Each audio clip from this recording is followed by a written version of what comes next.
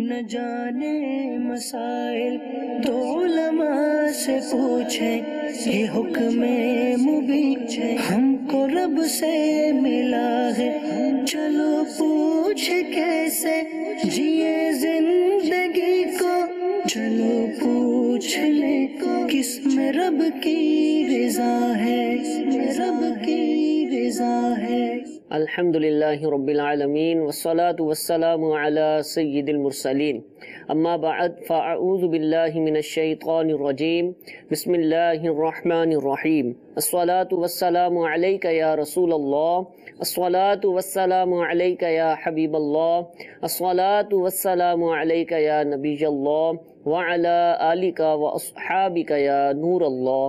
میٹھے میٹھے اسلامی بھائیوں، سلسلہ ہے دارالافتاء اہل سنت، مفتی ماجد رضا مدنی ہمارے ساتھ موجود ہیں، جو کہ مرکزی دارالافتاء اہل سنت کنز الایمان مسجد بابری چوک گرو مندر کراچی میں تشریف فرما ہوتے ہیں۔ انشاءاللہ آپ کی کالز SMS کے ذریعے موصول ہونے والے سوالات مفتی صاحب سے ہم پوچھیں گے۔ درود پاک کی فضیلت سنتے ہیں۔ شیخ طریقت امیر اہل سنت دامت برکاتہم العالیہ رسالہ ضیاء درود و سلام کے صفحہ نمبر 8 پر حدیث پاک نقل فرماتے ہیں، جسے یہ پسند ہو کہ اللہ عز و جل کی بارگاہ میں پیش ہوتے وقت اللہ عز و جل اس سے راضی ہو، اسے چاہیے کہ مجھ پر کثرت سے درود شریف پڑھے۔ صلو علی الحبیب صلی اللہ تعالی علی محمد صلی اللہ تعالی علیہ وسلم۔ پہلی کال سلسلے میں شامل کرتے ہیں۔ جی، سوال یہ ہے کہ مسجد میں پانی لگا ہوا ہے، مسجد کے پانی سے وائرنگ کر کے اور دوسرے گھر والے پانی استعمال کرتے ہیں، تو اس میں اپنے جانوروں کو نہلاتے ہیں، پلاتے ہیں، واش روم میں استعمال کرتے ہیں، کپڑے دھوتے ہیں، اس کے متعلق تو اس بارے میں آپ جی حضور۔ دیکھیں، مسجد کے پانی کے متعلق انہوں نے سوال کیا ہے، اور انہوں نے جس انداز کا سوال کیا ہے، عام طور پر گاؤں دیہاتوں کے اندر اس طرح کے معاملات ہوتے ہیں کہ مسجد سے اس انداز سے پانی لے لیا کہ مسجد کا پانی اپنے گھر میں بھی استعمال ہو رہا ہے، جانوروں کو نہلانے کے لیے بھی استعمال ہو رہا ہے، اور دیگر جو چیزیں ہیں ان میں بھی استعمال کر رہے ہیں، نہ کہ ایک گھر بلکہ کئی گھر اس طرح سے استعمال کر رہے ہوتے ہیں۔ تو دیکھیں، اس بات کی اجازت نہیں ہے۔ لوگوں کا ذہن یہ ہوتا ہے کہ چونکہ مسجد ہے، مسجد میں چندہ تو ہم ہی دیتے ہیں، ٹھیک ہے، لہذا اگر مسجد کا پانی ہم استعمال کر لیتے ہیں تو اس میں کیا حرج ہوگا۔ تو یہ بات ذہن میں رہے کہ جب آپ نے مسجد میں رقم دے دی تو اب آپ نے وہ اللہ تعالیٰ کی راہ میں رقم دے دی، اب آپ اس کے مالک نہیں ہیں۔ جب مسجد میں دے دیا ہے تو اب مسجد کی چیزوں کو استعمال نہیں کیا جا سکتا، وہ مسجد کے معاملات میں ہی خرچ ہوگی، وہ مسجد کے معاملات میں ہی خرچ ہوگا۔ اسی طرح مسجد کے پانی کا معاملہ ہے کہ مسجد کا پانی اس طرح سے استعمال کرنے کی قطعی طور پر اجازت نہیں ہے۔ جو شخص اس طرح مسجد کا پانی استعمال کرے گا وہ گناہ گار ہوگا، اس پر توبہ بھی لازم ہے، اور اس طرح سے مسجد کا پانی استعمال کرے گا، بجلی وغیرہ استعمال ہوتی ہے، سب چیزیں استعمال ہوتی ہیں۔ اگر کسی نے کیا ہے تو اندازے کے ساتھ رقم اتنی مسجد میں ڈال دے، اور آئندہ اس بات کی احتیاط کرے کہ مسجد کا پانی یوں استعمال نہ کرے۔ توبہ بھی کرنی ہوگی، بالکل توبہ بھی کرنی ہوگی، کیونکہ شرعی طور پر اس بات کی اجازت نہیں ہے۔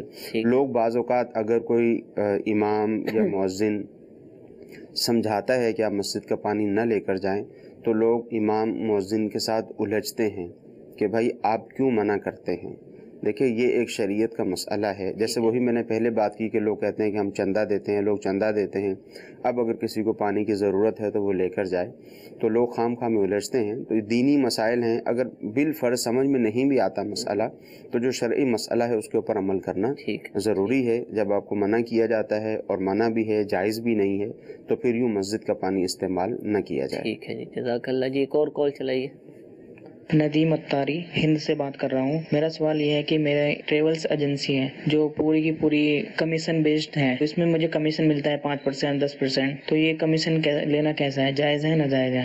کمیشن پر کام جی، ٹریول ایجنسیز وغیرہ ہوتی ہیں، جیسے ٹکٹنگ کا کام کرتے ہیں، انہوں نے کہا بسیز ہیں، ٹرینز ہیں، اور اس کے علاوہ جو ہے وہ ایئر لائن کی ٹکٹنگ وغیرہ ہوتی ہے، تو اس کی شرعی طور پر اجازت ہے۔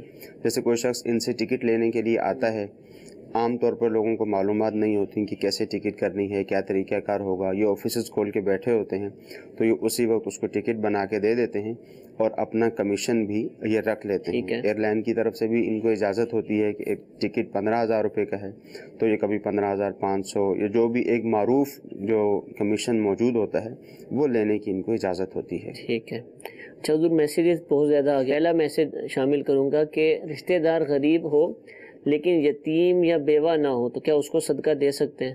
ہے غریب لیکن یہ والی چیزیں اس پہ نہیں پائی جاتی. بالکل صدقہ دینے کی شرعی طور پر اجازت ہے. اگر یتیم نہیں ہے، عورت ہے تو بیوہ نہیں ہے مگر ضرورت مند ہے تو ان کو صدقہ دیا جا سکتا ہے. ٹھیک ہے. یہاں تک کہ جو زکوٰۃ کی رقم ہے اس کو بھی صدقہ ہی کہا جاتا ہے، یعنی صدقات واجبہ. تو جو صدقات واجبہ ہیں وہ تو اسی شخص کو دے سکتے ہیں جو زکوٰۃ کا مستحق ہو، اس کے علاوہ کسی کو نہیں دے سکتے. ٹھیک ہے. اور نفلی صدقہ تو ایسا شخص جو صاحب نصاب ہو، یعنی اس کو زکوٰۃ دینے کی شرعی طور پر اجازت نہ ہو، نفلی صدقہ تو اس کو بھی دیا جا سکتا ہے. ٹھیک ہے. اس کو بھی آپ نفلی صدقہ دے سکتے ہیں. جیسے عمومی طور پر آپ نے دیکھا ہوگا کہ بہن بھائی ایک دوسرے کو دیتے ہیں، اسی طرح رشتہ دار ایک دوسرے کو دیتے ہیں، کبھی پھپھی کو، کبھی چچا کو، کبھی تایا کو، کبھی خالہ کو. ضروری نہیں ہے کہ وہ صاحب نصاب نہ ہوں، یعنی وہ زکوٰۃ کے مستحق ہوں. زکوٰۃ دینی ہے تو یہ چیز دیکھنی ہوگی.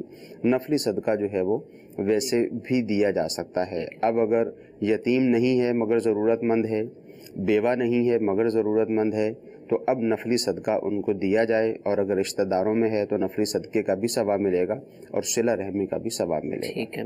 ایک اور سوال ہے کہ اگر سجدے میں امام کے پاؤں زمین سے اٹھ جائیں تو نماز ہو جائے گی؟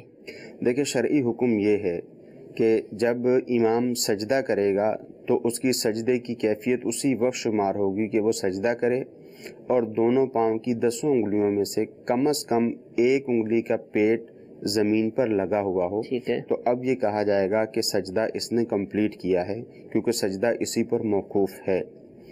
ایک کا پیٹ لگنا فرض ہے اور دونوں پاؤں کی 3 انگلیوں کا پیٹ لگنا یہ واجب ہے، اور 10 انگلیاں ہی لگ جائیں، ان کا پیٹ مڑ کر قبلہ رو ہو جائے، یہ سنت ہے. تو اب کسی کا پاؤں زمین پر نہ لگا، پاؤں زمین سے اٹھ گیا تو مطلقاً یوں نہیں کہا جا سکتا کہ سجدہ نہیں ہوا، نماز نہیں ہوئی، کیونکہ یہ جو پیٹ انگلی کا زمین پر لگانا ہے، چاہے ایک انگلی لگے وہ فرض ہے اور 3 کا واجب ہے. اگر فرض ہی چھوٹ جائے گا تو سجدہ ہوگا ہی نہیں، اور اگر واجب چھوٹ جائے گا تو نماز واجب الادا ہوگی. یہ بھی اس صورت میں ہے کہ اس نے لگایا ہی نہیں. صحیح. یا لگایا تو ایک مرتبہ سبحان اللہ کی مقدار سے کم لگایا. ایسی صورت میں نماز کا یہ حکم ہوگا کہ یا تو واجب الادا ہوگی یا سرے سے فرض ہی ادا نہیں ہوگا. ٹھیک ہے. اس کو اگر کسی نے یہی چیز دوبارہ تھا کہ یعنی ایک صورت تو یہ ہے کہ دونوں پاؤں کی 10 انگلیوں میں سے ایک انگلی کا لگنا فرض ہے. ٹھیک ہے. اور جو واجب ہے وہ یہ ہے کہ دونوں پاؤں کی 10 انگلیوں میں سے 3 انگلیوں کا لگنا، انگلیوں کا پیٹ لگنا، یہ واجب ہے. اب یہ 2 چیزیں ہیں. اگر فرض ادا نہیں ہوگا سجدہ ہی نہیں تو سجدہ ہی نہیں ہوگا، سجدہ نہیں ہوگا تو نماز بھی نہیں ہوگی. اور اگر واجب ادا نہ ہوا تو اب نماز واجب الادا ہوگی. اب اس کے ادا نہ ہونے کی صورت کیا ہے؟ ادا نہ ہونے کی صورت یہ ہے کہ اس نے کم از کم ایک مرتبہ سبحان اللہ کی مقدار بھی یہ عمل نہ کیا ہو. اگر کوئی سجدے میں گیا اور اس نے دونوں پاؤں کی 3 انگلیاں زمین پر اس طرح سے لگائیں کہ اس کے پیٹ زمین پر لگ گئے اور ایک تسبیح کی مقدار وہ ٹھہرا، ایک تسبیح اس نے پڑھ لی اور یوں لگے رہے، اب اس نے دونوں پاؤں اگرچہ اوپر اٹھا لیے تو اب یہ نہیں کہا جائے گا کہ اس کا فرض یا واجب ادا نہیں ہوا. اس کا فرض بھی ادا ہو گیا، اس کا واجب بھی ادا ہو گیا. ٹھیک ہے. جیسے ان کے سوال سے بھی بتایا، یہ لگ رہا ہے کہ اٹھ جاتے ہیں تو ہو سکتا ہے پہلے لگتے ہوں اور بعد میں کسی وجہ سے اٹھ جاتے ہوں، یا ایک دفعہ انہوں نے دیکھ لیا کہ اٹھ گئے. بعض اوقات عمومی طور پہ ایسا ہوتا ہے کہ جب سجدے میں آپ جاتے ہیں تو ایسا نہیں ہے کہ سجدے میں جاتے ہی جو ہے وہ دونوں پاؤں اٹھ جائیں. عمومی طور پر پاؤں زمین پر لگے ہوتے ہیں اور جو طریقہ کار ہے اس کے مطابق سجدہ ہوتا بھی ہے، اور بعض اوقات کسی وجہ کی بنا پر بھی وہ اٹھا لے گا. مگر یہ بات ذہن میں رہے کہ اگر ایک مرتبہ سبحان اللہ کی مقدار بھی اس نے لگا لیے تو فرض بھی ادا ہو جائے گا اور واجب بھی ادا ہو جائے گا. ٹھیک ہے. جزاک اللہ جی. ایک کال چلائیے گا. प्रोफेसर जुल्कर नैन साहिवाल से बोल रहा हूँ। तो मुफ्ती साहब की बारगाह में ये गुजारिश करना थी कि जो शक की बुनियाद पर सजदा साहब हो सकता है, कंफर्म मतलब नहीं है कि हमने को वाजिब छोड़ा है या फर्ज छोड़ा है। जी हुजूर। देखिए, फ़र्ज़ छोड़ने से तो सजदा साहब से गुजारा नहीं होगा। फ़र्ज़ अगर छूट गया तो नमाज दोबारा पढ़नी पड़ेगी। ठीक है। इसी तरह जानबूझकर अगर कोई वाजिब छोड़ दिया, जब भी नमाज दोबारा पढ़नी पड़ेगी। हाँ, भूले से कोई वाजिब रह जाए तो अब सजदा साहब करना होता है। अब इनका सवाल ये है कि मालूम ही नहीं है, याद नहीं है, शक व शुबा हो रहा है कि कोई वाजिब छूटा है या नहीं छूटा, तो ऐसी सूरत में सजदा साहब करने की इनको इजाज़त है। सजदा साहब कर लेंगे तो नमाज हो जाएगी, मगर इमाम को इस बात का ध्यान रखना ज़रूरी है सही कि अगर इमाम पर सजदा साहब वाजिब नहीं हुआ था और उसने एहतियाती सजदा साहब किया, तो जो पीछे नमाज पढ़ने वाले जो मुक्तदी हैं, जो मसबूक हैं, यानी कि जिसकी 1 या 2 रकत रह गई थी, ठीक है, अब उस पर लाजिम है कि वो इमाम के सजदा साहब में शामिल ना हो। अगर वो इमाम के सजदा साहब में शामिल होगा तो ऐसी सूरत में उसको अपनी नमाज दोबारा पढ़ना होगी। तो अब ये तो उसको पता ही नहीं चलेगा कि क्या हुआ। हाँ, देखिए, इसमें यही सूरत होती है कि जिस जगह पे आप नमाज की अदायगी करते हैं, एक तो ऐसा होता है कि वाज़े तौर पर आपको भी पता चल जाता है कि इमाम से वाजिब छूट गया है, इमाम को कोई अमल ऐसा करना था ठीक है जो उसने नहीं किया, आपको पता चल गया कि वाजिब छूट गया, वो तो एक अलग चीज़ है। और अगर ऐसा हुआ कि आप भी ये समझते हैं कि नहीं, ऐसी कोई बात नहीं हुई, लगता यही है कि इमाम ने एहतियातन सजदा साहब किया है, तो ऐसी सूरत में बाद में इमाम साहब से मालूम कर लिया जाए। और ज़ाहिर है ये उसी वक्त होगा कि जब मसाइल शरइया मालूम होंगे, सजदा साहब किन किन सूरतों की वजह से लाजिम होता है और किन किन सूरतों की वजह से लाजिम नहीं होता, जब भी ये पता चल सकता है। और अगर मालूम ही ना होगा तो फिर कोई सवाल भी नहीं कर सकेगा। और अगर बेहतर ये है कि इमाम बता दे बाद में मसला। जी, बेहतर यही है कि इमाम बाद में मसला बता दे, इमाम बाद में मसला बता दे। अच्छा, बाज़ों का देखा यह जाता है कि इमाम बाज़ों का इस कैफियत में होता है कि अगर मैंने ऐसी कोई बात की नमाज के बाद कि फ़लाँ शख्स की नमाज नहीं हुई, तो वो ये महसूस करता है कि शायद लोग महसूस करेंगे, हालांकि हकीकत में ऐसा नहीं होता। जब आप लोगों को ये बताएंगे कि आपकी नमाज नहीं हुई, तो अगर 100 अफराद हैं तो हो सकता है उसमें से एक आध जो है कोई उल्टी सीधी बात करे, मगर जो बकिया अफराद हैं वो आपके जो है वो शुक्रगुजारी होंगे, आपका शुक्रिया अदा करेंगे कि आपने हमें बता दिया कि हम इतनी कोशिश करके अपनी दुकान बंद करके नमाज की अदायगी के लिए आए थे, हमारी नमाज नहीं हुई, अच्छा हुआ आपने हमें बता दिया कि हमारी नमाज नहीं। हो जाता है कि इंसान है, गलती हो जाती है, इमाम भी इंसान है, ऐसा नहीं कि उससे गलती नहीं हो सकती, लेकिन मसला ये है कि ये जो आप मसला बयान फरमा रहे हैं ये पता नहीं होता, ये मसला बहुत कम ही बयान किया जाता है। तो ऐसी सूरत में ये भी इम्कान होता है कि यार ऐसी चीज़ बताऊँगा जो लोगों को पता ही नहीं है, तो वो एक नई चीज़ सुनकर भी वो थोड़ा बिगड़ने का अंदेशा होता है। तो इस हवाले से आप क्या कहते हैं, आप भी बताएं। देखिए, कुछ भी हो, ठीक है, एक शरई मसला है और इमाम की जिम्मेदारी भी है। ठीक है, अव्वल तो इमाम की ये जिम्मेदारी है कि उसको ये सारे के सारे मसाइल शरइया मालूम हो, इमामत के हवाले से अव्वलन तो उसकी ये जिम्मेदारी है। अब जब उसको मसाइल शरइया मालूम है, अब अगर इस तरह का मसला हो गया, जैसे मैंने अर्ज़ किया कि ये एक गुमान होता है उमूमी तौर पर इमाम का कि वो ऐसा करेगा तो इस तरह का मसला होगा, वरना मसाइल जब बताए जाते हैं लोगों को, जब पता चलता है, ज़ाहिर है एक शख्स इतनी कोशिश करके नमाज के लिए आया, उसकी नमाज नहीं हुई, आपने उसको बता दिया कि आपकी नमाज नहीं हुई, तो ज़ाहिर है उसको नमाज का शौक़ है, नमाज की मोहब्बत है। जब भी वो अपनी दुकान बंद करके आया है तो उसको अच्छा लगेगा कि मेरी नमाज नहीं हुई थी, मुझे बता दिया, लिहाजा वो दोबारा नमाज की अदायगी कर लेगा। खुश होना चाहिए कि हमें एक नए मसले की मालूमात हुई, इल्म हुआ, मसला भी मालूम हुआ। हमारे साथ भी हो सकता था, अच्छा हमें आज पता चल गया, तो आइंदा कभी हो तो उस पर हम अमल कर सकेंगे और अपनी नमाज को महफूज करेंगे। अल्लाह ताला में ज़्यादा से ज़्यादा इल्म दीन हासिल करने की तौफीक अता फरमाए। बिलखुसूस नमाज के जो रोज़ाना ही हमें अदा करनी है, एक ऐसी इबादत है, इसके मसाइल भी बहुत ज़्यादा कसीर हैं, सूरतें भी बहुत ज़्यादा हैं, तो इसके मसाइल मुसलसल सीखते रहना चाहिए। सिर्फ ऐसा नहीं कि एक दफ़ा हमने नमाज का तरीका सीख लिया, क्योंकि हमारी जो नमाज के हवाले से मालूमात हैं उसके तरीके तक होती हैं कि बचपन में हमें कोई तरीका बता देता है कि आपने जो ना वो क़याम करना है, इसमें सूरत पढ़नी है, रुकू करना है तो ये पढ़ना है, इसके बाद इसके अलावा कोई चीज़ें या मसाइल वगैरह हमें नहीं सिखाए जाते और हम समझते हैं कि हमें नमाज पढ़ना आती है। अच्छा, वो जो तरीका हमें सिखाया गया होता है वो भी कई दफ़ा ऐसा होता है कि वो मुकम्मल नहीं होता, उसमें ना किराअत के हवाले से बताया जाता है, वे आपने किराअत करनी है तो करनी कैसे है ये भी नहीं बताया जाता, कितनी वाजिब है कितनी کتنی فرض ہے، اگر سجدہ کرنا ہے تو سجدے میں کس طرح سجدہ کرنا ہے، رکوع کرنا ہے تو کتنا جھکنا ہے، یہ نہیں بتایا جاتا. بس نیچے ہونا ہے، سجدے میں اور زیادہ نیچے جھک جانا ہے، قرآن پاک پڑھ لینا ہے، سورہ فاتحہ پڑھنی ہے. تو اتنی معلومات حاصل کرنے کے بعد کہیں کہ ہم نے نماز سیکھ لی، تو شاید مفتی صاحب یہ کہنا شاید غلط ہوگا، یا درست کہیں گے؟ کیا کہیں؟ شاید نہیں، یقیناً غلط ہوگا. عمومی طور پر ایسا ہی ہوتا ہے کہ ہمارے ہاں جو ہے وہ بچہ اگر والد نماز پڑھتا ہے تو بچہ اس والد سے ہی نماز سیکھتا ہے. جو نماز کے اعمال ہیں، قیام ہے، رکوع ہے، سجدہ ہے، سلام پھیرنا ہے، بعد میں دعا کرنا ہے، تو والد سے ہی سیکھ رہا ہوتا ہے عمومی طور پہ بچہ. اور اگر بچہ کسی قاری صاحب کے پاس پڑھتا ہے، وہ بھی اگر نماز پڑھائیں گے تو جو نماز میں جو قرات ہے، نماز کے جو اوراد و وظائف ہیں، نماز کی جو تسبیحات ہیں، وہ زیادہ سے زیادہ وہی پڑھائیں گے. اس کے علاوہ جو نماز کے مسائل ہیں ان کی طرف تو ظاہر ہے کسی کی توجہ نہیں ہوتی. اس کی طرف توجہ انہی لوگوں کی ہوگی جن کا تعلق ایسے امام کے ساتھ ہے جو مسائل شرعیہ بیان کرتا رہتا ہے، ایسے افراد کے ساتھ ہے جو مسائل شرعیہ بیان کرتے ہیں، یا وہ ایسی کتاب پڑھتا ہے جس میں مسائل شرعیہ بیان ہوئے ہیں، تو پھر ہی وہ سیکھ سکتا ہے. اس لیے کوشش یہی ہونی چاہیے کہ نماز کے مسائل وقتاً فوقتاً ایک تو پوچھتے رہیں، اور پوچھ بھی اسی وقت آپ سکتے ہیں کہ جب آپ کو کچھ نہ کچھ بہت معلومات ہوں. تو اس کا پھر طریقہ کار یہی ہوگا کہ نماز کے احکام کتاب لی جائے، امیر اہل سنت دامت برکاتہم العالیہ کی جو کتاب ہے نماز کے احکام وہ لی جائے، اسلامی بہنوں کی نماز ہے وہ لیں. اب جب ان کو مسلسل پڑھتے رہیں گے تو بہت ساری باتیں تو ایسی ہیں، مسائل شرعی ایسے ہیں وہ پڑھنے سے ہی سمجھ آ جاتے ہیں. ٹھیک ہے. اب جہاں پر کوئی پیچیدگی ہوگی تو وہ پھر کسی عالم سے پوچھ لیا جائے، کسی مفتی سے معلوم کر لیا جائے. تو پوچھنے کا جو ذہن بنے گا وہ اسی وقت بنے گا. ویسے پڑھنے کے بغیر تو پتہ ہی نہیں ہوتا کہ ہمیں پوچھنا کیا ہے. غلطی کا نہیں پتہ تو پھر پوچھیں گے بھی نہیں کہ پوچھنا کیا ہے. تو اگر مطالعے میں کتابیں رہیں گی، مسائل شرعیہ بھی معلوم ہوں گے، تو انشاءاللہ عز و جل پھر مزید پوچھنے کا بھی ذہن اور ایک بنے گا. بہت بڑا ذریعہ نماز کو سیکھنے کا، کتاب تو پڑھنی ہی پڑھنی ہے، نماز کے احکام بھی.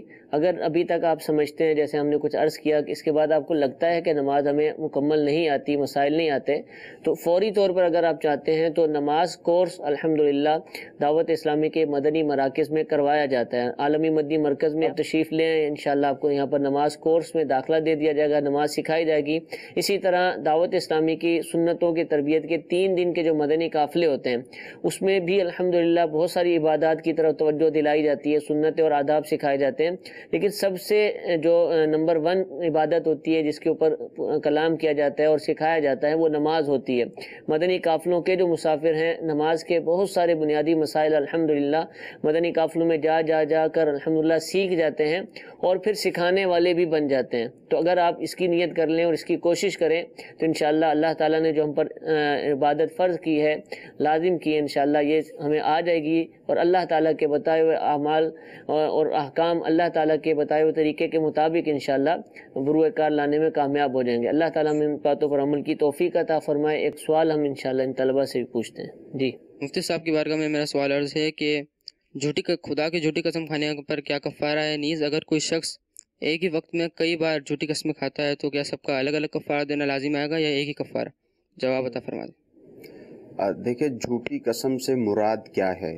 اولاً تو یہ دیکھنا ہوتا ہے، عمومی طور پر ہمارے ہاں جس کو جھوٹی قسم کہا جاتا ہے اس سے مراد یہ ہوتی ہے کہ سامنے والے سے معلوم کیا جاتا ہے کہ آپ نے فلاں کام ماضی میں کیا تھا یا نہیں کیا تھا، اس پر قسم کھاتا ہے، اس پر جو ہے وہ سامنے والا قسم کھاتا ہے اور وہ جھوٹ بول دیتا ہے. اگر کیا ہوتا ہے تو کہہ دیتا ہے میں نے نہیں کیا، نہیں کیا ہوتا تو کہہ دیتا ہے کہ میں نے کیا ہے، اور جھوٹ بول دیتا ہے. عمومی طور پر ہمارے ہاں جو جھوٹی قسم کا معنی لیا جاتا ہے وہ یہی ہے، اور عام طور پر ہوتا بھی یہی ہے.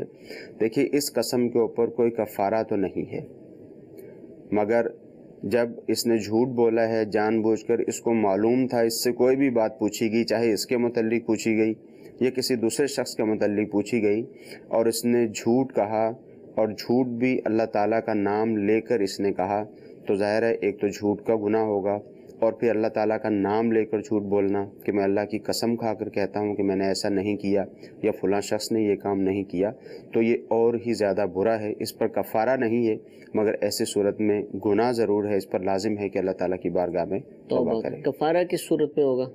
دیکھیں کفارہ ہوتا ہے مستقبل کی قسم پر، ٹھیک ہے، فیوچر کے اعتبار سے. فیوچر کے اعتبار سے. تو وہ جتنی قسمیں کھائے گا اتنی قسموں کا ہی اس کو کفارہ دینا پڑے گا۔ مثال کے طور پر فیوچر کے اعتبار سے یہ ہوتا ہے کہ اس نے کہا کہ میں فلاں کام نہیں کروں گا، نہیں کروں گا، قسم کے ساتھ کہا، قسم کھائے کہ اللہ کی قسم میں فلاں کام نہیں کروں گا۔ اور اب جیسے مثال کے طور پر دوستوں میں بات ہو جاتی ہے، وہ کہتے ہیں نہیں اللہ کی قسم آج کے بعد میں سگریٹ نہیں پیوں گا، ویسے بھی نہیں پینی چاہیے، تو اب اس نے قسم کھا لی، اب کچھ عرصہ برداشت کرتا رہا اور پھر جو ہے وہ مجبور ہو کر سگریٹ پی لی۔ اب اس نے کہا تھا کہ میں سگریٹ نہیں پیوں گا، اللہ کی قسم کھائی تھی، تو اب اس کے اوپر کفارہ لازم ہوگا۔ دوستوں میں تو مذاق میں کھاتے ہیں تب بھی کفارہ دیکھیں مذاق میں ہو یا سیریس ہو، کسی بھی اعتبار سے ہو، جب یہ قسم اس طرح سے کھائے گا تو اس کے اوپر کفارہ لازم ہوگا۔ ٹھیک ہے، قسم کے حوالے سے الحمدللہ بہت سارے سلسلے ہم نے کیے، بے شمار سلسلے، بالخصوص پورے ہم نے الحمدللہ اس دوران قسم کے حوالے سے کیے ہیں۔ آپ دعوت اسلامی کی ویب سائٹ سے دارالفتاح اہل سنت کے جو ہمارے سلسلے ہیں اس میں قسم کے حوالے سے سلسلے تلاش کر سکتے ہیں۔ اور دوسرا بہت ہی پیارا ایک ذریعہ قسم کے بارے میں معلومات حاصل کرنے کے لیے امیر اہل سنت کی کتاب نیکی کی دعوت، الحمدللہ یہ بہت ہی پیاری کتاب ہے، جہاں نیکی کی دعوت کے فضائل، نہ دینے پر وعیدیں اور دیگر احکام اور آداب لکھے ہوئے ہیں۔ وہیں قسم کے بارے میں بھی الحمدللہ بہت تفصیل کے ساتھ اس کے اندر مسائل کو امیر اہل سنت نے ذکر فرمایا اور بہت سارے مدنی پھول بھی تحریر فرمائے ہیں۔ اور اسی کتاب کے اندر جو قسم کے حوالے سے معلومات درج ہیں وہ ایک الگ رسالے کی صورت میں بھی، جس طرح ایک یہ رسالہ ہے، اسی طرح الگ سے ایک چھوٹے کتابچے کی صورت میں بھی الحمدللہ مکتبۃ المدینہ پر دستیاب ہوتی ہیں۔ تو آپ چاہیں تو نیکی کی دعوت کتاب خرید لیجئے، چاہے وہ قسم سے، بلکہ نیکی کی دعوت کتاب خرید لیجئے، وہ تو آپ کو ویسے ہی لینی ہے، لیکن الگ سے بھی چاہیں قسم کے حوالے سے معلومات تو اس رسالے کے ذریعے آپ لے سکتے ہیں۔ اور یہ جتنی بھی کتابیں اور یہ ویڈیوز وغیرہ کا ہم الحمدللہ تذکرہ کرتے ہیں، یہ سب کی سب دعوت اسلامی کی کہ جو ایک اسلامک بہت بڑی ویب سائٹ ہے www.dawatislami.net، وہاں پر الحمدللہ موجود ہوتی ہیں۔ بکس کے پورشن میں بکس ہوتی ہیں اور میڈیا کے پورشن کے اندر الحمدللہ یہ ہماری ویڈیوز اور سلسلے موجود ہوتے ہیں، آپ وہاں جا کر دیکھ سکتے ہیں۔ ایک اور کال چلائیے۔ علماء اہل سنت اس کے متعلق کیا ارشاد فرماتے ہیں کہ ایک بندے کے پاس گاڑی ہے ان کے چلانے کے لیے، وہ رینٹ پہ چلاتا ہے، اور اس کے پاس کوئی گھر میں کوئی ادر چیزیں نہیں ہیں، اس کو زکوٰۃ دے سکتے ہیں؟ ان کے سونا چاندی یا اس کے پاس مال نہیں ہے، صرف اس کے پاس ایک گاڑی ہے اور اچھا گھر ہے، تو اس پہ زکوٰۃ اس کو دے سکتے ہیں یا نہیں دے سکتے؟ جی تو گاڑی کے متعلق انہوں نے کہا گاڑی اگر ان کی ضرورت کی ہے، یا انہوں نے کہا کہ وہ رینٹ پر گاڑی چلاتے ہیں، ٹیکسی کے طور پر، اس کے علاوہ ان کے پاس گھر بھی موجود ہے۔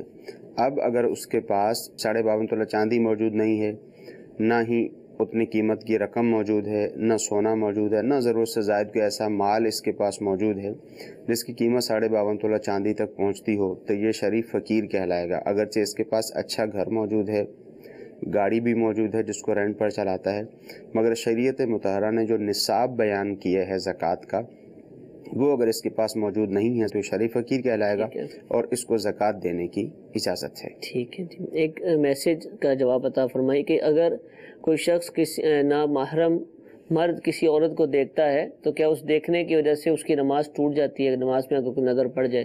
نہیں، نماز میں اس طرح سے اگر نظر پڑے گی تو اس طرح سے نماز نہیں ٹوٹے گی۔ ٹھیک ہے۔ اچھا، کسی مریض کو جو ہے وہ ڈرپ وغیرہ لگی ہوئی ہے اور نماز کا وقت ہے تو نماز کیسے پڑھے گا؟ دیکھیے ڈرپ لگی ہوئی ہے تو تب بھی نماز کی ادائیگی کی جا سکتی ہے۔ اب وہ مریض کی کنڈیشن پر ہوتا ہے کہ بعض اوقات تو مریض ایسا ہوتا ہے جیسے نارملی طور پر ایسے ہی اس کو کوئی تکلیف ہوئی، ڈاکٹر نے اس کو ڈرپ لگا دی تو وہ عام طور پر اس ڈرپ کو اتارا جا سکتا ہے، وضو کر کے کھڑے ہو کے آرام سے نماز کی ادائیگی کی جا سکتی ہے۔ تو یہ مریض کی کنڈیشن کے اوپر ہوگا، اگر وہ اتار کر کھڑا ہو کر نماز کی ادائیگی کر سکتا ہے تو کھڑا ہو کر نماز کی ادائیگی کرے گا، اور اگر ایسی کیفیت ہے، اتنی زیادہ کمزوری ہو گئی ہے کہ یہ سجدے میں نہیں جا سکتا، سجدے میں جائے گا تو یہ گر جائے گا، پھر ٹھیک ہے بیٹھ کر نماز کی ادائیگی کر سکتا ہے، اشارے سے نماز پڑھ سکتا ہے۔ ایسی بھی کیفیت نہیں ہے تو پھر یہ لیٹے لیٹے اشارے سے نماز پڑھ سکتا ہے، تو یہ مریض کی کنڈیشن کے اوپر ہی موقوف ہوگا۔ ٹھیک ہے۔ اچھا، کیا دل ہی دل میں درود پاک پڑھ سکتے ہیں؟ ثواب ملے گا؟ دیکھیے جہاں تک جو ثواب ہے اس کی بات ہے تو ثواب تو اسی صورت میں ملے گا کہ جب ہم پڑھیں گے، اور پڑھنا اسی وقت شمار ہوگا کہ جب زبان سے اتنی آواز سے الفاظ جو ہے وہ ادا کیے جائیں کہ آپ کے کانوں تک اس کی آواز پہنچے. ہاں باقی یہ کہ دل ہی دل میں درود پاک پڑھیں گے تو فائدہ اس کا یہ ہے کہ جب دل ہی دل میں درود پاک پڑھ رہے ہیں حضور نبی کریم رؤوف الرحیم صلی اللہ تعالیٰ علیہ وآلہ وسلم کی ایک طرح سے یاد ہے اور درود پاک دل ہی دل میں پڑھ رہا ہے تو نفع تو ظاہری طور پہ اس کو ہوگا، روحانی اعتبار سے نفع تو ہوگا، توجہ اس طرف جائے گی. مگر جہاں تک ثواب کے ترتب کا تعلق ہے، ثواب ملنے کا تعلق ہے، تو وہ جب زبان سے ادا کریں گے جب ہی ملے گا. اور جب وقت ہے، اتنی مہلت ہے کہ آپ توجہ کر رہے ہیں اور دوسرا کام نہیں کر رہے، تو پھر ادائیگی ہی کی جائے اور درود پاک پڑھا ہی جائے تو انشاءاللہ اس پر ثواب بھی ملے گا اور مزید برکتیں حاصل ہوں گی. ایک کال چلائیے. قبر کو پکی کرنا اور قبرستان میں جانا 10 دنوں میں محرم الحرام کے کیا شرعی حکم ہے؟ قبر پکی کرنا اور قبرستان جانا 10 محرم. قبرستان جانا محرم کے ایام میں بھی جا سکتے ہیں، مسلمان زیادہ جاتے ہیں، اور اس کے علاوہ پورا سال جب جانا چاہیں جا سکتے ہیں، کسی بھی دن میں کسی طرح کی کوئی ممانعت نہیں ہے، قبرستان جا سکتے ہیں. اور قبر پکی کرنے کا جہاں تک تعلق ہے تو قبر کو اندر سے پکی کرنے سے منع کیا گیا ہے کہ اندر سے قبر کو پکا نہ کیا جائے. اگر اوپر سے قبر کو پکی کرتے ہیں تو اس کی شرعی طور پر اجازت ہے. اور بعض اوقات ایسا بھی ہوتا ہے کہ بعض زمینیں ایسی ہوتی ہیں کہ قبر کو جب کھودا جاتا ہے تو دیواریں اینٹیں وغیرہ لگانے کے بغیر ٹھہرتی نہیں، تو ایسی صورت میں یہ اجازت بھی دی ہے. اگر کچی اینٹوں سے کام چل سکتا ہے تو وہ لگا لی جائیں، وہ تو کچی اینٹیں ہوتی ہیں. اگر اس سے بھی کام نہیں چلتا، اگر بیچ میں بھی پکی اینٹ لگانا پڑتی ہے تو اس کی شرعی طور پر اجازت ہے، مگر اس کے اوپر پھر مٹی وغیرہ کا لیپ کر دیا جائے. ٹھیک ہے، پلاسٹر کر دیا جائے مٹی. جی ٹھیک ہے. محرم الحرام میں اگر روزے رکھنے ہو تو ان کی نیت کیسے کرنی چاہیے؟ محرم میں کوئی روزے نفلی رکھتا ہے؟ بالکل، محرم الحرام میں اگر کوئی شخص روزے رکھنا چاہتا ہے تو یہ ایک نفلی روزہ ہے اور نفلی روزے کی ہی نیت کی جائے گی. ٹھیک ہے. اور اب جب یہ نیت کرے گا، ایک تو نفلی روزے کی نیت کرے، اس کو خود کو تو ثواب ملے گا ہی، اس کے ساتھ ساتھ یہ امام علی مقام امام حسین رضی اللہ تعالیٰ عنہ اور آپ کے جو رفقا تھے جو شہید ہوئے جو ان کے ساتھ موجود تھے ان کے اصال ثواب کی نیت کر لیں. ٹھیک ہے. ایک آخری کال سلسلے میں شامل کرتے ہیں. جی میرا سوال تھا کہ جیسے ہم لوگ نارملی استعمال کرتے ہیں سید نام، سید استعمال کرتے ہیں، وہ ان کے لیے جو سرکار صلی اللہ تعالی علیہ وسلم کی آل سے منسلک ہوتے ہیں، لیکن یہ سیدنا حضرت جبرائیل علیہ السلام کی طرح جو ان کے سلسلے سے جو سید استعمال کرتے ہیں، ان کا کیا سلسلہ ہے؟ بلکہ ایک دوسرے کو بھی بعض دفعہ کہتے ہیں یا سیدی پکارنے کے لیے، تو یہ تو سید تو سادات کرام کے لیے ہوتا ہے، احترام کے لیے. سادات کرام کے لیے جو سید کا لفظ استعمال کیا جاتا ہے، معنی اگرچہ وہاں بھی سردار کے ہی ہوتے ہیں مگر وہ ایک نسب ہے. ٹھیک ہے. ٹھیک ہے، وہ ایک ذات ہے، وہ ایک نسب ہے کہ حضور نبی کریم صلی اللہ تعالیٰ علیہ وآلہ وسلم کی صاحبزادی اور پھر حضرت امام حسن اور امام حسین رضی اللہ تعالیٰ عنہ سے وہ نسب چلا ہوا ہے، اس اعتبار سے اس کو سید کہا جاتا ہے. اور عام طور پر کسی کو سید کہہ دیا جاتا ہے یا صحابہ کرام علیہم رضوان کے نام کے ساتھ بھی سیدنا لگا دیا جاتا ہے. اسی طرح حضرت سیدنا جبرائیل امین علیہ السلام کے نام کے ساتھ بھی لگا دیا جاتا ہے. تو یہ ادب اور احترام کے طور پر لگایا جاتا ہے. اور جو سادات کرام کے ساتھ لگتا ہے تو وہ نسب کے اعتبار سے لگایا جاتا ہے. یہ بھی ہمارے شاید پاک و ہند میں ہی سید کا لفظ سادات کرام کے لیے استعمال ہوتا ہے، تو میری معلومات ہیں. اور عرب وغیرہ میں اس کے لیے دیگر الفاظ؟ جی عرب میں یا دیگر ممالک میں دیگر الفاظ استعمال کیے جاتے ہیں، اور یہاں ہمارے ہاں سید کا لفظ استعمال ہوتا ہے. جزاک اللہ. الحمدللہ سلسلہ آپ نے ملاحظہ فرمایا، بہت سارے امور پر ہم نے الحمدللہ مفتی صاحب سے سوالات کیے، ہمیں جوابات ملے.